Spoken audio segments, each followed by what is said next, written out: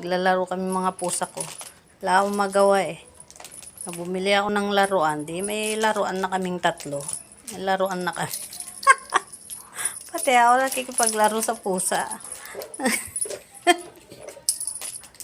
O, sige.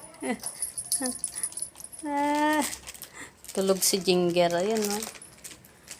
Uy, yung tanim ko, inupuan mo na. Ano ka ba? Ayan na. Ayan. Ming! Ming! Yung mga nabili ko, dalawa na. Bibili pa ako ng iba. Sabihin naman ng anak ko to, ano ba yan ma? Ayan yung nanay nila, oh. Nagkakagastusan mo mga yan. Siyempre, love ko mga mingming ko eh.